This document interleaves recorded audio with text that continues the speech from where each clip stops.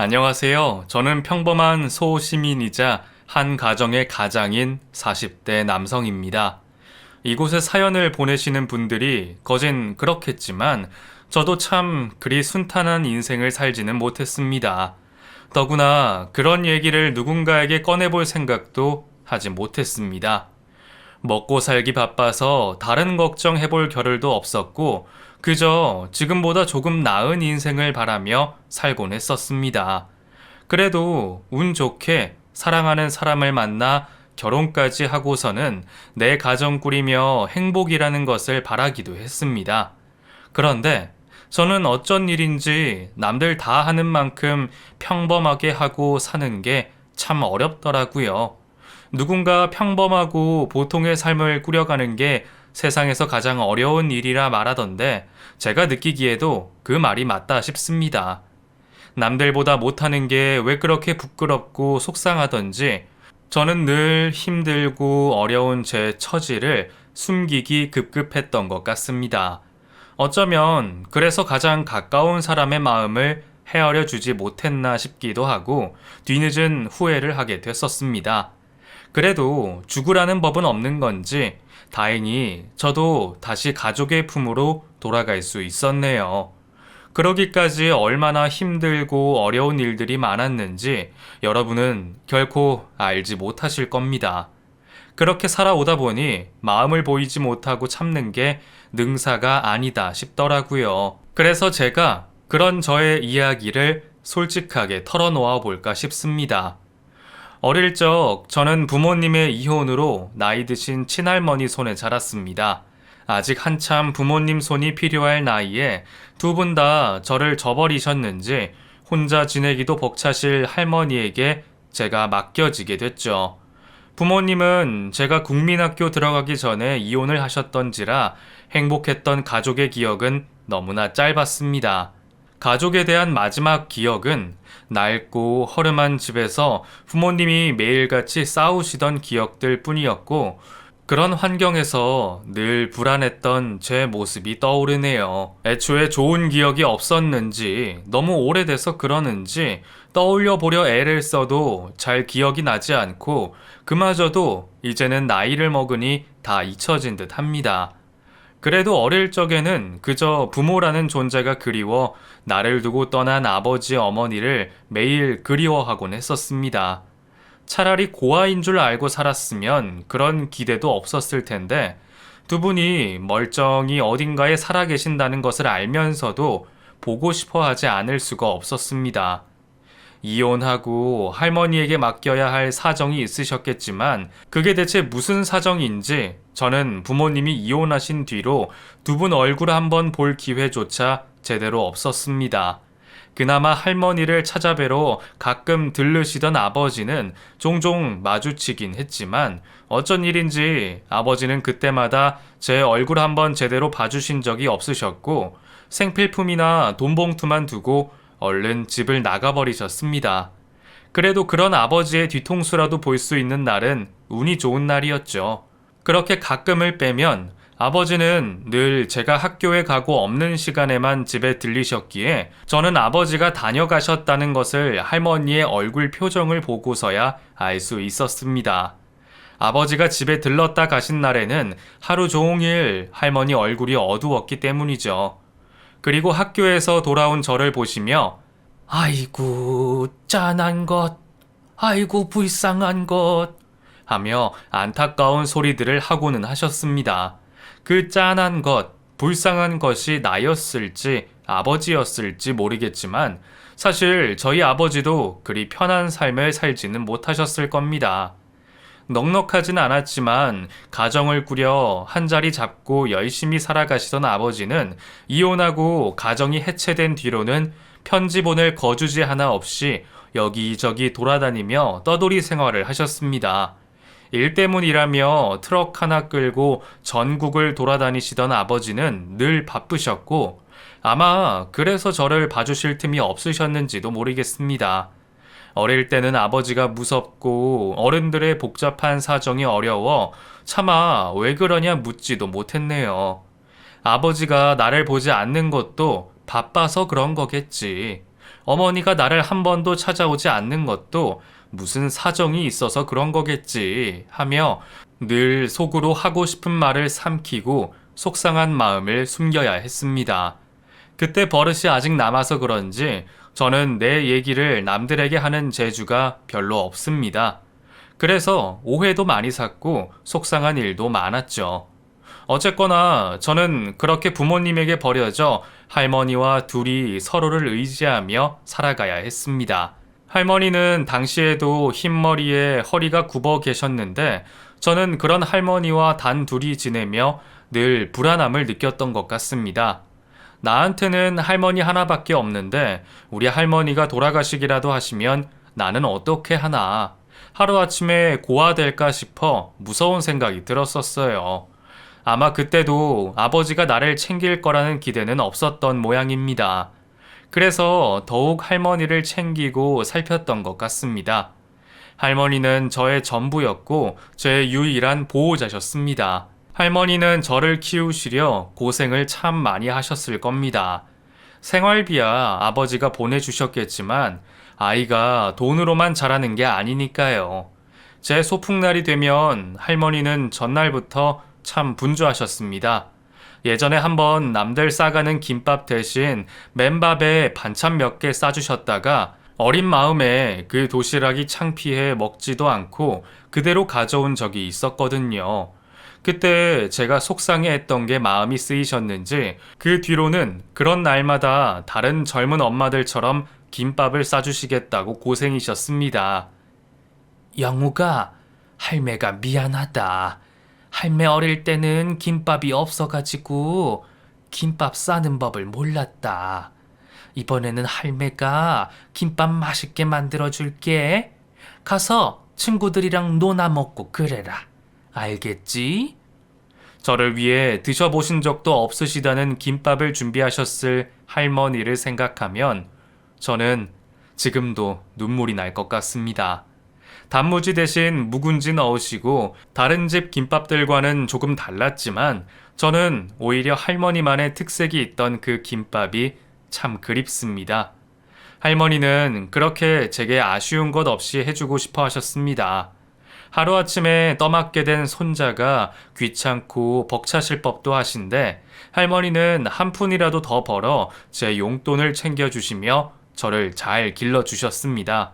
그것이야말로 정말 부모의 마음이 아닐까 싶은데 그때는 뭐가 그렇게 부끄럽다고 할머니한테 사랑한다는 말 한 번 제대로 못했는지 모르겠습니다. 그래도 저는 할머니 품 안에서 모자란 것 없이 사랑받고 자랐고 그 생활도 퍽 행복하다 싶었습니다. 하지만 할머니가 저를 그리 지극정성 길러주셨어도 저는 왠지 얼굴도 기억나지 않는 어머니가 늘 그리웠던 것 같습니다. 그게 무슨 마음인지는 모르겠지만 소식도 없는 어머니가 어디서 어떻게 살고 계신지 한번 보고 싶다. 그런 마음이 들었거든요. 할머니는 제게 어머니에 관한 얘기는 일절 하지를 않으셨습니다. 제가 어머니 얘기를 궁금해 말을 꺼낼 때면 급하게 말을 돌리시거나 입을 꾹 다물고 계셨죠. 왜 그렇게까지 말씀을 아끼시는지 몰랐지만 제 추측으로는 집 나간 며느리에 대한 원망이나 속상함 때문이 아니었을까 싶습니다. 두 분이 이혼하시고 제가 나이 들 때까지 어머니가 저를 따로 찾아오시거나 소식을 들은 일이 없으니 어머니가 저를 버리신 게 맞다 생각했습니다. 그래서 저도 굳이 할머니를 붙잡고 어머니 소식을 기다리지는 않았죠. 그런데 제가 중학생이 된 어느 날 저는 우연히도 어머니의 연락처를 알아낼 수 있었습니다.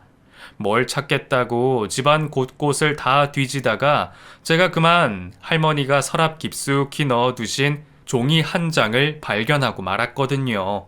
그곳에 적힌 어머니의 세 글자 이름과 가게 이름을 보고 저는 어머니가 그 가게를 하신다는 것을 금세 눈치를 챌 수 있었습니다. 그렇게 멀지도 않았어요. 시외버스 타고 한두 시간만 가면 닿는 거리에 계시는 것을 알고 저는 조금 허무해졌던 것 같습니다. 할머니가 어머니의 주소를 왜 가지고 계신지는 모르겠지만 아마 할머니도 그곳을 찾아가지는 않으셨던 것 같습니다. 가게 이름이 적힌 주소로 제가 찾아갔을 때에 어머니가 깜짝 놀라셨거든요. 마치 네가 여길 어떻게 왔냐는 그 황당한 표정을 지금도 잊을 수가 없네요. 솔직히 그날 찾아가지 말 것을 하는 생각이 아직도 후회로 남아있지만 당시에는 왜 그렇게 어머니 소식이 궁금했는지 모르겠습니다. 엄마, 저 영욱이에요. 뭐? 네가 영욱이라고? 아니, 네가 여길 어떻게 찾아온 거야? 그래도 어머니가 나를 한 번은 반겨주실 거라 생각했는데 어머니는 저를 보며 마치 못 볼 사람을 본 것처럼 당황해 하시며 저를 가게 뒤 작은 쪽방으로 끌고 들어가셨습니다. 영우가 여기는 왜 찾아왔어? 혹시 네 아버지가 보낸 거니? 아니요. 그냥 집에 주소가 있는 걸 보고 제가 혼자 찾아온 거예요. 할머니나 아버지는 모르세요. 그냥 제가 보고 싶어서 온 거예요. 그리고 한참을 뜸을 들이시며 말씀을 꺼내시더군요. 어머니가 말씀해 주신 이야기는 참 놀라웠습니다. 어느 날 아버지가 일방적으로 이혼하자 요구하는 바람에 저와 이별할 시간도 없이 하루아침에 헤어지셨다는 거였죠. 그때 내가 돈이 있니? 어디 갈 곳이 있니? 어린 너를 데리고 방 한 칸 구할 돈도 없었어. 네 아버지가 나를 쫓아내듯이 내보내는 바람에 돈 한 푼 없이 나와서 여태 고생하면서 살았단다. 여자 혼자 세상 사는 게 어디 쉽니? 나도 어디 기댈 곳이라도 있어야지. 그래서 몇 년 전에 재혼하고 지금은 네 동생들도 있고 그래서 지금은 내가 너를 데려올 수가 없어. 엄마 말 무슨 뜻인지 이해하지? 알고 보니 제가 어머니 소식을 듣지도 못하고 살았던 사이 어머니는 벌써 새 가정을 꾸리고 자식까지 낳고 지내셨습니다. 그래서 저를 찾지도 못하고 소식도 모르고 사셨다네요. 대체 무슨 이유로 아버지가 어머니를 버리셨는지 모르겠지만 어머니는 아버지를 원망하셨습니다. 내가 할머니 손에 자라는 것도 다 아버지 탓이라며 자식 버리고 새 가정 꾸린 당신의 사정을 제가 이해해야 한다고 설명하셨죠. 예, 이해해요. 저도 어머니한테 뭐 바라고 찾아온 거 아니에요. 그냥 어떻게 지내시는지 궁금해서 찾아와 봤어요. 어차피 저는 지금 할머니랑 잘 지내기도 하고 어머니도 제 걱정은 하지 마세요. 그래. 영욱인 너는 어려서부터 착하고 똑똑해서 잘 알아들을 줄 알았다. 네 아버지가 나한테 돈이라도 좀 챙겨줬으면 내가 널 데리고 나올 수 있었을 텐데. 아휴, 무심한 사람. 그래도 기죽지 말고 혼자 잘 자라야 한다. 알겠지? 사정이 안 된다는 어머니에게 제가 뭐라 말을 할 수 있었겠습니까? 하지만 아버지, 어머니 둘 다 나에게는 설명하지 않은 일을 뒤늦게 알게 된 저는 남모를 원망이 들기도 했습니다. 결국 나는 버림받은 자식이라는 생각에 비참했던 것 같네요. 그 뒤로 저는 다시는 어머니를 찾아가지 않았고 어머니를 만나고 온 사실 역시 혼자만의 비밀로 남겨두기로 했습니다. 저는 다시 별일 없는 일상으로 돌아갔고 할머니와 오래도록 행복하고 싶었습니다. 그런데 그 일마저 왜 그렇게 어려운 것인지 모르겠네요. 제가 20살이 채 되기 전 할머니마저 제 곁을 떠나고 마셨습니다. 늘 걱정하고 우려했던 그 상황이 벌어지고 만 것이죠. 이미 고령이시라 얼마나 살다 가실지 걱정이기는 했지만 그래도 그렇게 일찍 떠나실 줄은 몰랐습니다. 아버지가 집으로 돌아와 할머니의 장례를 치러드렸고 입관을 하는 그 날까지 아버지는 제게 한마디 말씀도 하지 않으셨습니다. 당시에는 할머니가 떠난 슬픔에 아버지를 원망하고 섭섭해할 겨를도 없었지만 그래도 명색이 부자지간에 어떻게 그렇게 서먹하고 남보다 못할 수 있는지 모르겠더군요. 다른 사람들은 다 나를 위로하고 불쌍히 여기는데 우리 아버지만 저를 대면대면하며 안부 한번 묻지를 않으셨습니다. 그렇게 비정한 아버지는 할머니를 보내드린 뒤 집을 정리하며 제게 말씀하셨습니다. 너도 이제 곧 성인이지? 학교 졸업하는 것도 몇 달 안 남았잖냐? 알다시피 내가 너 걷어먹일 형편도 안 되고 이제 할머니도 없는데 앞으로 너도 너 알아서 살아야 되지 않겠냐? 어린 나이 아니니까 너도 이제 네 갈 길 가라. 아무리 자식에게 애정이 없었다고는 하나 어떻게 성인도 되지 않은 아들을 나가라 할 수 있는지 아버지의 그 속을 이해하지 못할 것 같았습니다. 성인이 될 날이 코앞이기도 했고 내가 떠돌아다니는 아버지 쫓아다닐 수 없는 사정이라는 것도 알고 있었지만 그래도 저는 내심 할머니가 떠나면 아버지가 나를 챙기시지 않을까, 돌봐주시지 않을까 하는 기대를 했던 것 같습니다. 사실 이전에도 알고 있었어요. 가끔 아버지가 건너방에 주무시고 가시는 날이면 할머니가 아버지 방으로 건너가 제 걱정을 하곤 하셨다는 것을요. 영욱이 안 볼 거냐? 대체 언제까지 그럴 거야? 니들 헤어진 게 영욱이 탓도 아니고 애가 무슨 잘못이라고. 그만하세요. 여러 번 말씀드렸잖아요. 그럼 나 죽고 나면 영욱이 어쩌려고 그러냐? 그때도 모른 척 할 게야? 걱정되시면 어머니가 건강하게 오래 사시면 되잖아요. 아무튼 저는 못 키워요. 자꾸 저한테 말씀하지 마세요. 늘 제가 걱정이셨던 할머니는 제가 담을 쌓고 지내는 아버지를 보며 한탄하듯 그런 말씀을 하곤 하셨지만 그때마다 아버지는 저를 남의 자식 보듯 하시며 저를 모른 채 하셨습니다. 알고는 있었지만 그래도 설마 했는데 결국 저는 할머니가 돌아가신 뒤 정말로 천의 고아가 돼버렸습니다. 네 갈 길 알아서 찾아 떠나라는 아버지의 얘기에 저도 됐다 싶었습니다. 나는 애초에 할머니 없으면 오갈 곳 없는 신세라는 것을 잘 알고 있었으니까요. 그래도 매몰찬 아버지의 태도는 상처가 될 수밖에 없었습니다. 하지만 그 상처는 슬픔이 아닌 분노가 되어 저를 더 독하게 만들었죠. 그래도 아버지는 제가 불쌍하기는 한 건지 어쩐지 나가서 살으라며 목돈은 만들어 주신다 했는데 저는 그 돈도 받지 않고 어느 날 새벽 짐을 싸서 그대로 집을 나가버렸습니다. 한푼이 아쉬운 상황이었지만 그때는 나를 내버리겠다는 아버지한테 돈을 받는 게 자존심이 상하더라고요. 그리고 앞으로 안 보고 살 사람인데 내가 빚을 지어서 어쩌자는 건가 싶고 남보다 못한 사이에 무슨 돈을 받냐 싶었습니다. 그래서 제가 입던 옷가지 몇 개와 할머니가 챙겨주셨던 제 돌반지 몇 개 들고 나와 그 길로 거리를 헤매게 됐습니다. 며칠은 친구들 집에 신세도 져보고 그마저도 눈치가 보이는 바람에 찜질방이나 여관방을 찾아 들어가기도 했습니다. 그래도 학교는 졸업해야 되니 그 동네는 떠나지 못하고 학교는 잘 다녔는데 아버지가 집 나간 제 소식이 궁금해 학교라도 찾아올까 싶었지만 한번 연락도 없더라고요. 일찍이 나 버리고 새 살림 차린 어머니나 나이 먹었다고 알아서 살으라는 아버지나 둘 다 원망스럽기 그지 없었습니다. 이럴 거면 나를 뭐하러 낳아서 이 고생을 시키는지 정말 부모라는 존재가 지긋지긋 하더라고요.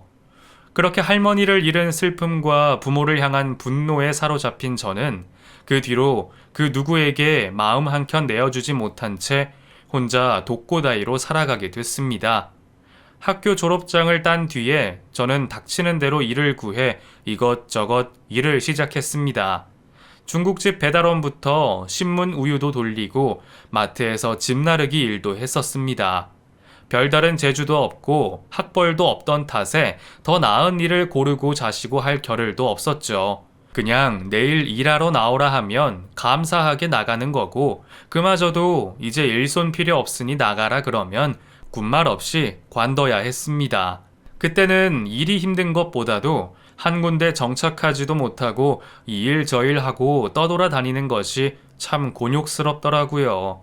이 동네에 정 붙일만 하다 싶으면 이사를 가야 했고 일을 옮겨야 했으니 사람 정을 느낄 새가 없었습니다. 여기저기 떠돌아다니며 생각이 들었던 것은 다름 아닌 아버지 생각이었습니다. 이상하게 왜 힘들 때 그렇게 미운 아버지 생각이 났는지 모르겠지만 아버지도 여기저기 떠돌아다니면서 많이 외로웠을까 하는 생각이 들더군요. 그러면서 어쩌면 아버지도 사람이 싫어서 그런 삶을 살았을까 싶기도 하고, 저도 나이 먹으면서 아버지에 대한 궁금증이 점점 커졌던 것 같네요. 나이 들어가며 세상을 알아가다 보니 사람은 어쩔 수 없는 상황과 현실이라는 게 있구나 하는 걸 알게 되었던 것이죠.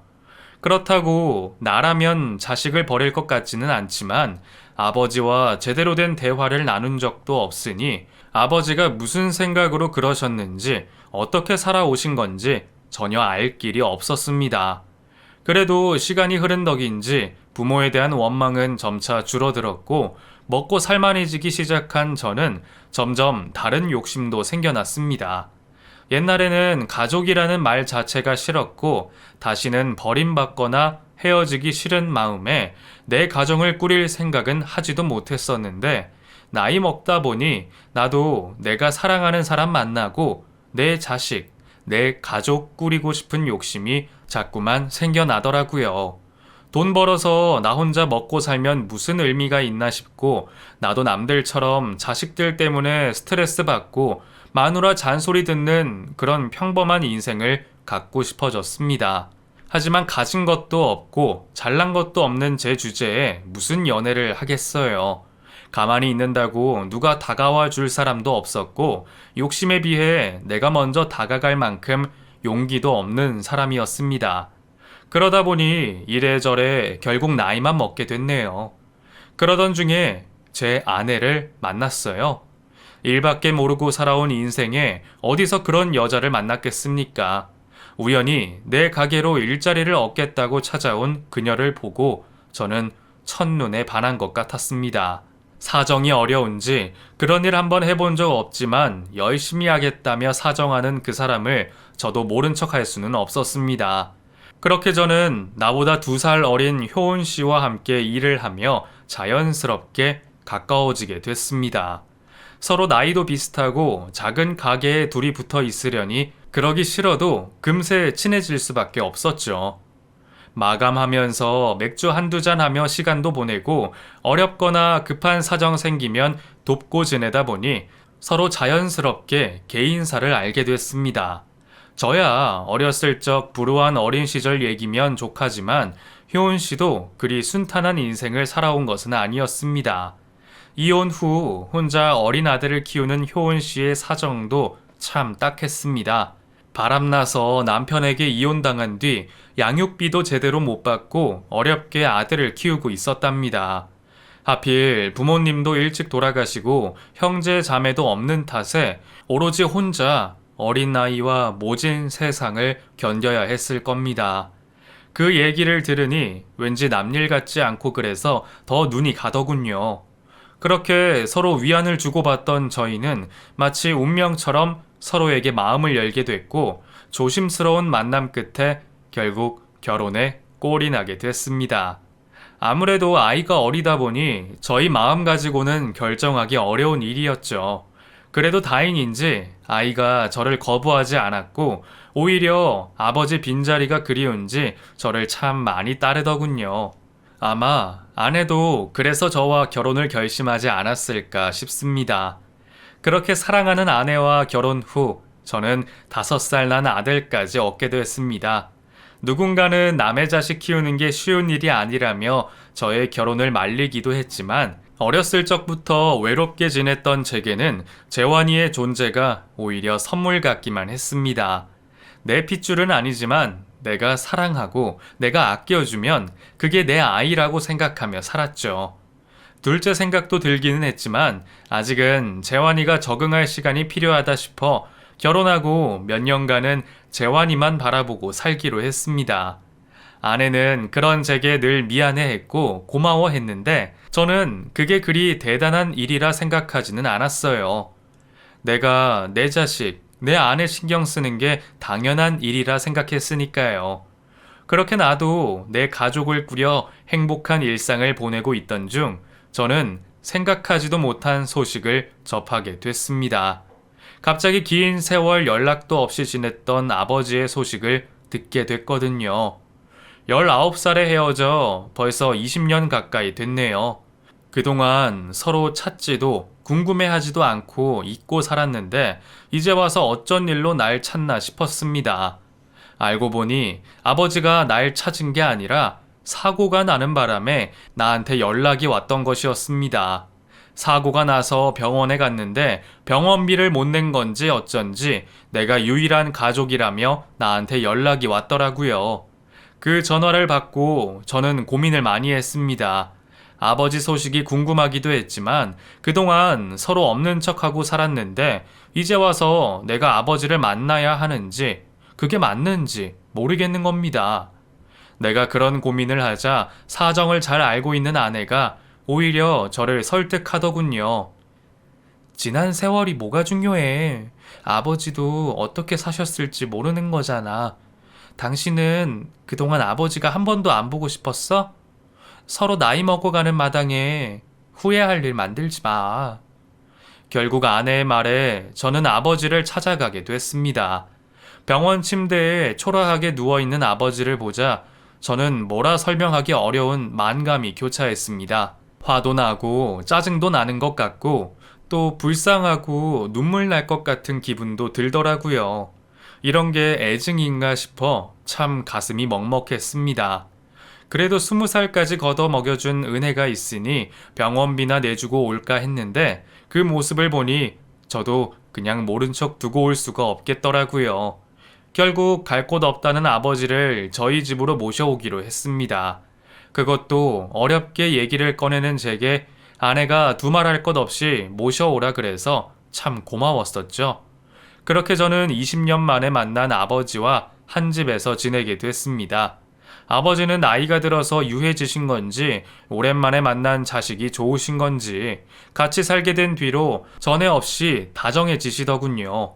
모르는 사이에 손자도 생겼다며 나와 꼭 닮았다 좋아하시고 며느리가 예쁘다며 칭찬을 아끼지 않으셨습니다. 허허허, 우리 영욱이가 처복이 있는 모양이다. 이렇게 예쁜 아들도 없고 참 행복해 보이네.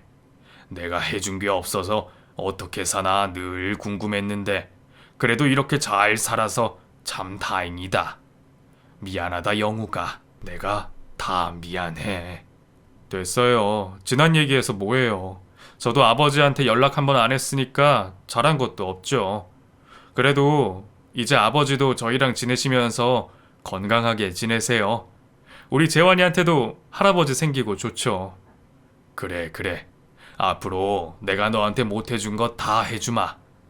아이고, 우리 손자랑 며느리 참 예쁘다. 20년 만에 갑자기 다정스러워지신 아버지가 무슨 마음이신지 모르겠지만 아무래도 아버지나 저나 그동안 나이를 많이 먹었구나 싶었습니다. 아버지는 내게 미안할 만큼 노쇠해지셨고 저는 아버지에게 섭섭함이 잊혀질 정도로 자랐다고 말이에요. 그런데 그 행복도 그리 오래가지 못했습니다. 언젠가부터 아내는 제게 불만을 토로하는 일이 많아졌습니다. 원인은 아버지셨어요. 처음에는 며느리 예쁘다며 잘해주시던 아버지가 언젠가부터 자꾸만 아내를 괴롭히기 시작하셨답니다. 반찬이 이게 뭐냐? 너는 남편은 밖에 돈 벌러 내보내놓고 살림을 이렇게밖에 못하냐? 아니면 내가 골방 놓친내라고 무시하는 거냐? 먹을 만한 걸 내놔야지 말이야. 이거 누구 먹으라고 이따위로밖에 못하냐? 아버지는 마치 못된 시어머니처럼 며느리 살림에 트집을 잡으셨고 제가 밖에 나가 있는 동안 하루 종일 한 집에 있는 아내를 들들 볶으셨던 모양입니다. 처음에는 아내도 어렵게 상봉한 부자지간에 분란이 생길까 싶어 말도 못하고 참았던 모양입니다. 그러다 겨우 용기 내어 꺼냈을 그 말을 저는 별수롭지 않게 흘렸죠. 아버님이 내가 못마땅하신가 봐. 집에서 놀고 먹냐면서 자꾸 타박을 하시네. 요즘에는 채환이한테도 이유 없이 화내시고 심지어 거실에 앉아있지도 못하게 하셔. 왜 그러시냐 물어도 이유는 말 안 하시니까 정말 미치겠어. 아버지한테 뭐 잘못한 건 없어? 원래는 당신한테 잘해주셨잖아. 재환이도 얼마나 이뻐하셨는데. 갑자기 그러는 건 뭔가 있는 거 아니야? 글쎄, 그걸 말씀을 안 하신다니까.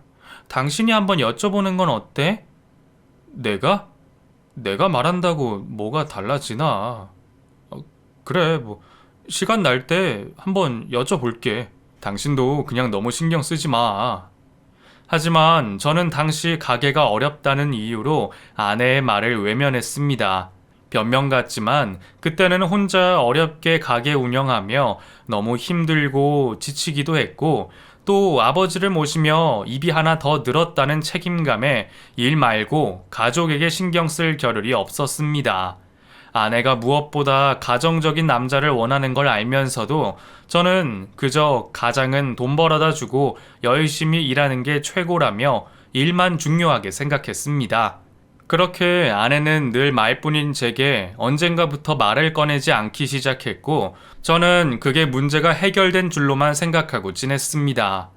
아내가 이혼을 통보하기 전까지는 말이죠. 우리 이혼해. 여보, 그게 무슨 말이야? 이혼이라니. 내가 당신 말 안 들어줘서 그래? 내가 미안해. 근데 나도 일 때문에 바빴잖아. 요즘 가게 문을 닫니 마니 하는 상황인데 나라고 여력이 있었겠어? 나 또다시 상처받고 싶지 않아. 이럴 거면 차라리 시작하지 말 걸 그랬어. 당신이 우리는 뒷전에 일만 쫓는 것도 너무 힘들고 아버님이 괴롭히시는 것도 너무 고통스러워. 아직 재환이 어리고 더 상처받기 전에 이쯤에서 끝내는 게 좋을 것 같아. 위자료나 재산 분할 안 바래. 그냥 조용히 이혼만 해주면 좋겠어. 제가 방치하는 사이 아내는 혼자 마음 정리를 끝낸 건지 아내는 자기를 떠나보내줄 것만 바라며 제게 합의 이혼을 요구했습니다. 너무 괴롭다며 더 이상 고통받기 싫다는 아내의 말에 저는 아내를 떠나보낼 수밖에 없었습니다. 합의 이혼은 너무나 쉽더군요. 한 달 만에 호적 정리가 끝나고 저는 다시 혼자가 됐습니다. 그런데 저는 이혼 정리가 끝난 그날 아버지에게서 충격적인 이야기를 듣게 됐습니다. 그래, 이혼 잘했다. 그러게 네가 뭐가 모자라서 남의 자식 키워주면서 그 고생을 하며 지내겠냐? 지금이라도 새 장가 들어서 다시 시작하면 된다. 그게 무슨 말씀이세요? 남의 자식이라뇨? 아버지 그거 어떻게 하셨어요? 너는 그럼 내가 그걸 평생 모를 줄 알았어? 으이그 미련한 놈아. 그런 애가 뭐 좋다고 뻐꾸기 애비 노릇을 하냐? 그런 여자는 안 봐도 문제가 많아. 더 같이 살았으면 언제 너를 배신하고 떠날지 모르는 거라는 얘기다. 저나 아내나 재환이가 제 애가 아니라는 말을 한 번도 한 적 없었는데 아버지는 대체 언제부터 알고 계셨던 건지 제게 그런 말씀을 하시더군요. 그제서야 저는 머리를 한 대 맞은 기분이었습니다. 손자 며느리 예뻐하시던 분이 갑자기 손자 며느리 괴롭히신 게 다 그 이유 때문이었구나. 그제서야 알게 됐습니다. 그럼 그동안 재원이랑 집사람 괴롭히신 거 일부러 그러신 거예요? 저랑 떼놓으시려고? 아버지가 뭔데요? 내가 선택한 사람이고 재환이 내 아들인데 그동안 나한테 그렇게 모질게 굴었으면 됐지. 아버지가 뭔데 내 가족한테 그런 짓을 하신 거예요? 다 아버지 때문이에요. 대체 나한테 왜 이러는 거예요? 이놈아, 그게 다 널 위해서야. 그럼 남의 자식 품고 행복하기를 바라냐? 뒤늦게 모든 것을 알게 된 저는 아버지에게 믿을 수 없는 배신감을 느꼈습니다. 아버지라는 사람이 어떻게 그럴 수가 있는지, 내 핏줄이던 아니던 대체 무슨 상관인지 이해가 되지 않더군요. 결국 내 이혼이 모두 아버지 탓이라 생각한 저는 그 길로 아버지와 절연을 선언했습니다. 나 이제 당신이랑 못 살겠으니까 내 집에서 당장 나가세요. 애초에 집사람 아니었으면 찾아가지도 않았고 모시지도 않았을 건데 정말 후회스럽네요. 이제 제발 나 좀 그만 괴롭히고 다시는 찾아오지 마세요. 아셨어요? 저는 아버지라는 사람에게 온갖 모진 말을 다 내뱉고 오갈 곳 없다는 노인을 내쫓아 버렸습니다. 폐륜이라 해도 할 말이 없지만 나한테 그렇게까지 하는 아버지라는 사람이 도무지 이해되지 않았습니다. 그렇게 저는 다시 철저히 외톨이가 됐습니다. 사람 마음이 참 간사한 것이 처음부터 혼자다 싶었을 때는 외로운 줄도 모르겠더니 식구들이 있다가 없으니까 미칠 것 같더라고요. 아내와 아들도 너무 보고 싶었고 식구들과 같이 지내던 그 집이 너무나 크게 느껴졌습니다. 안 그래도 하루하루 버티던 가게도 더 이상 열심히 하고 싶은 생각이 들지 않더라고요. 어차피 돈 벌어서 가져다 줄 가족도 없고 나야 뭐 라면만 먹고 살아도 만족하던 사람이었으니 돈은 벌어서 뭐하나 싶었습니다.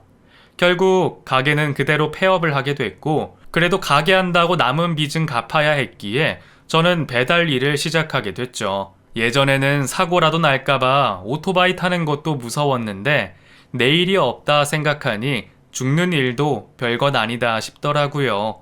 그래서 그냥 열심히 일만 하고 살았습니다. 돈을 벌어야겠다는 생각이 아니라 그냥 그거라도 하면서 바쁘게 지내야 고통을 덜 느낄 것 같았으니까요. 그렇게 얼마나 정신없이 살았는지 저는 누구 집인지도 모르고 전처가 살던 집으로 배달을 가게 됐습니다. 사장님이 나를 콕 찍어 지정 배달을 시키길래 무슨 이유라도 있나 했더니 알고 보니 전처가 내가 배달 일을 하는 것을 알고 나를 부르려고 그랬던 모양이었습니다. 저는 좀 멀어도 돈을 더 쳐준다니 갔던 건데 거기서 전처가 나올 줄은 꿈에도 몰랐죠. 사실 내가 당신한테 할 말이 있어서 문자 남겼는데 답이 없길래 이렇게라도 불러야 했어. 미안해. 나는 그냥 당신한테 미안해서 뭐라 해야 할지도 몰라서 답을 못했지. 나야말로 답장 안 해서 미안해. 여기까지 온 김에 나랑 얘기 좀 해. 잠깐만 집에 들어와 줄래? 아내에게 상처 줬다는 죄책감에 답장할 용기도 없었던 저는 이런 식으로 어렵게 나를 부른 아내의 그 노력을 무시할 수가 없었습니다.